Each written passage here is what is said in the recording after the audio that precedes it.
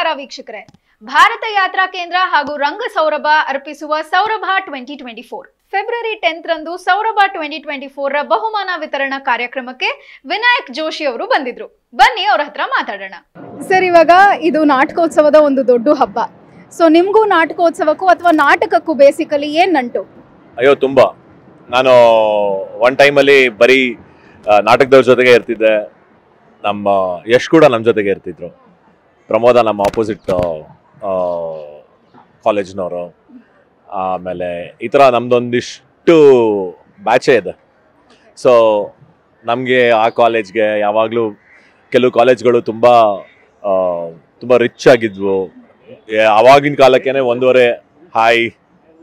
ಆವಾಗಿನ ಕಾಲಕ್ಕೆ 1.5 ಲಕ್ಷ ಎಲ್ಲ ಖರ್ಚು ಮಾಡಿ ಸೆಟ್ಗಳೆಲ್ಲ ನಾಟಕ ಮಾಡೋರು ಅವಾಗಲೇ. ಅಂದರೆ ಇಟ್ಸ್ ಅ ಬಿಗ್ ಪ್ರೊಡಕ್ಷನ್. ಆ ಥರ ನಾವೆಲ್ಲ 20-30 ಸಾವಿರದಲ್ಲಿ ಏನೋ ಮಾಡಬೇಕು ಅಂತ ಕಷ್ಟಪಡ್ತಾ ಇದ್ವಿ.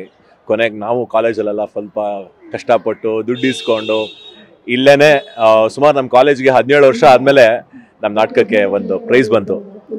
ಒಂದು ಶ್ರದ್ಧಾ ಅಂತ ನಾಟಕ ಮಾಡಿಸಿದ್ದೆ, ಇನ್ನೊಂದು ಪೊಲೀಸರಿದ್ದಾರೆ ಅಂತ ಮಾಡಿಸಿದ್ದೆ. ಕಂಟಿನ್ಯೂಸ್ 2 ವರ್ಷ ಪ್ರೈಸ್ ಬಂತು.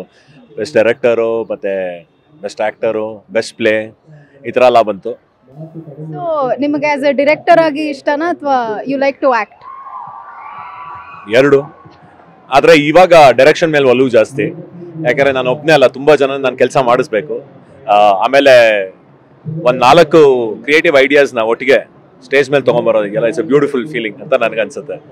ಭಾರತ್ ಯಾತ್ರಾ ಕೇಂದ್ರ ಇದೊಂಥರ ಹೆಂಗೆ ಅಂದರೆ ಈ ಕ್ರಿಕೆಟ್ನಲ್ಲಿ ರಣಜಿ ಆಡ್ತಾರೆ ಗೊತ್ತಾ, ಆ ಥರ ಇದು. ನಾಸ್ಟಾಲ್ಜಿಯಾ ಫೀಲ್ ಆಗ್ತಾ ಇದೆಯಾ ನಿಮಗೆ ವಾಪಸ್? ಅಫ್ಕೋರ್ಸ್ ತುಂಬ ಹಳೆ ನನ್ನ ಗೆಳೆಯರು, ಆಮೇಲೆ ವೇದಿಕೆ ಎಲ್ಲ ಒಂದು ಕಡೆ ತುಂಬ ಎಮೋಷನಲ್ ಮಾಡ್ತಾರೆ. Okay sir, thank you. Please